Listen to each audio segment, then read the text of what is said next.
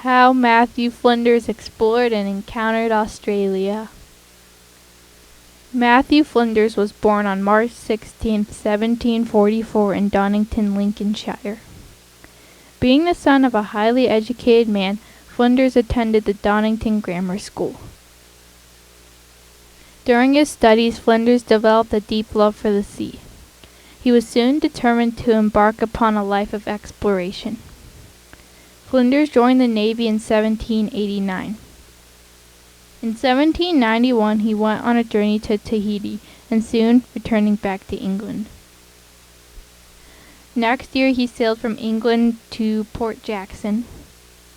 During the trip he took a hazardous trip in 2 small open boats exploring Botany Bay and Georges River. In 1798 Flinders, now a lieutenant, joined a voyage on a visit to the Pharonix Islands and carried out useful hydrographic work.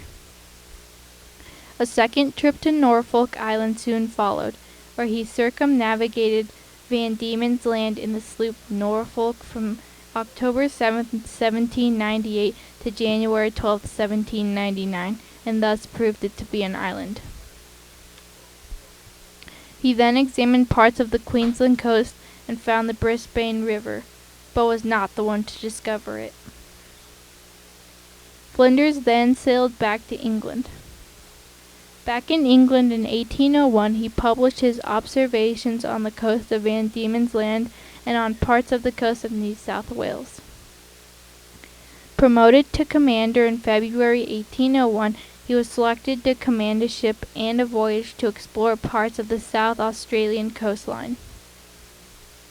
At that time known as the Unknown Coast, this stretched eastwards from the head of the Great Australian Bight to the Victorian border.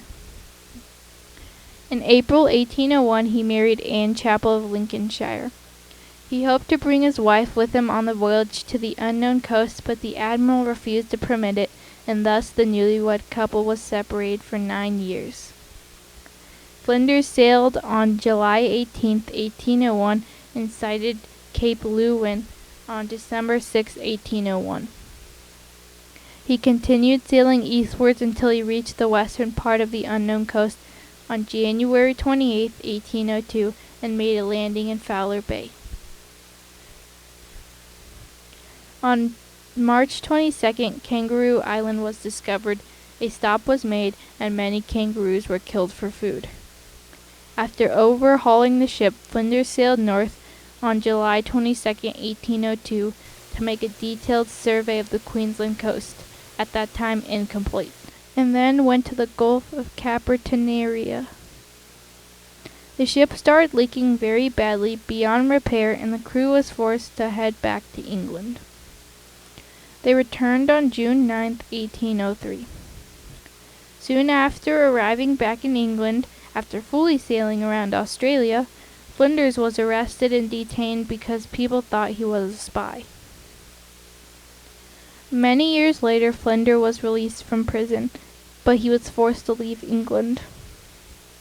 He lived on the outskirts of England and made some new friends for many years. In June 1810 he sailed back to England in hopes to publish his book, A Voyage to Terra Australis. The book was published on July 18, 1814, the day before he died.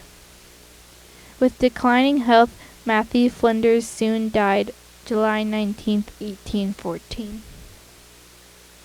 In his lifetime, Matthew Flinders had explored all of Australia, and thus proving it to be its own continent. He also encountered many new animal species along the way.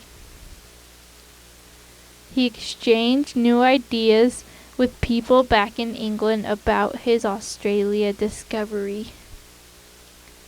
He also met many new people through the voyages that he took, and he gained many skills from these voyages.